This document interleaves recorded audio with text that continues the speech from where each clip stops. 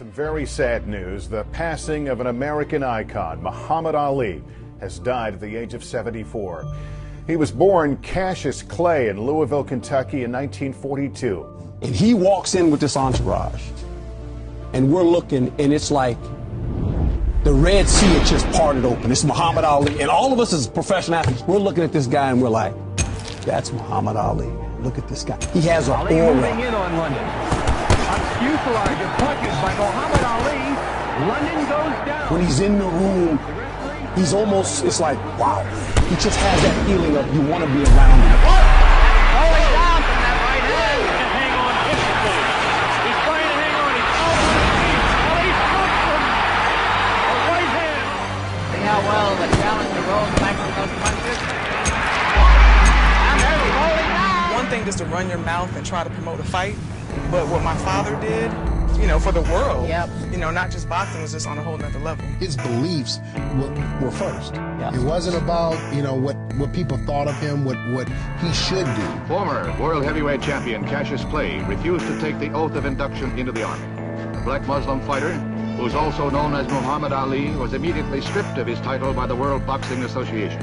I ask you guys, how many athletes today would give up 3 of the best years of their lives to stand up and have a conviction about something and to say, you know what, this is bigger than all of them.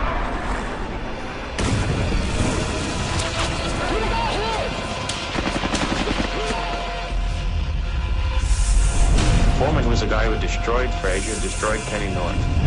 The most menacing heavyweight of all time. It would be George Foreman. The winner is George Foreman.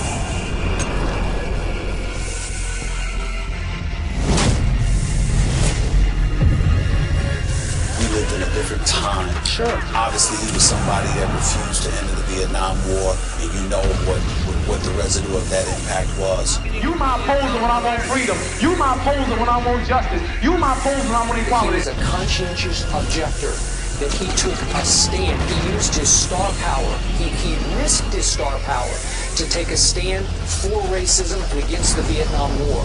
I just want to see him that day in the arena, because that's one place he won't be able to duck. The vibrations are against him, the planets are against him, and already he done lost the first 5 rounds. I don't prove to the world that I'm still the fastest, the prettiest, the most classist, the most scientific, the greatest fighter of all time. That one did no damage. That one did. 2 wild right hands taken on the side of the head of Muhammad Ali. I can remember was you and I and everybody screaming as loud as we could, get off the ropes, get off the ropes. He continues to try to tie his head up. Back plate separates. And he rope-a-doped George Foreman when George Foreman wasn't selling grills. Was the beast of all times. He was selling beatdown. He was scary. He had nothing to lose. He fought just like your initial bum, just lay on the rope and take a whipping. That's normally what a bum would do.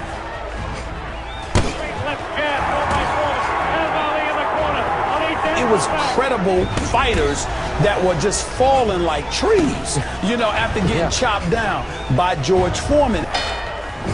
Other boxers were scared, handlers were scared, reporters were scared.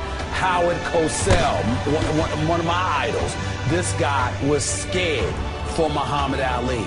Everybody was scared but Muhammad Ali himself. Well, I think round 2 saw the birth of the rope-a-dope. I'm introducing this to the fight game. It is called the rope-a-dope.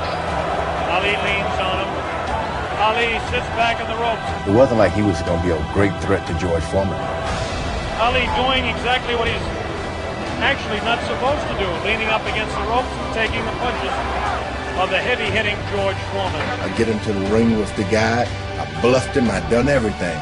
Beat him up. Basically for about 5 or 6 rounds. I thought it was easy. Then about the 6th round, he whispered in my ear after I hit him in the side, "That all you got, George?" And that was about all I had. I was afraid he was going to get killed by a George Foreman that many of our young viewers don't know.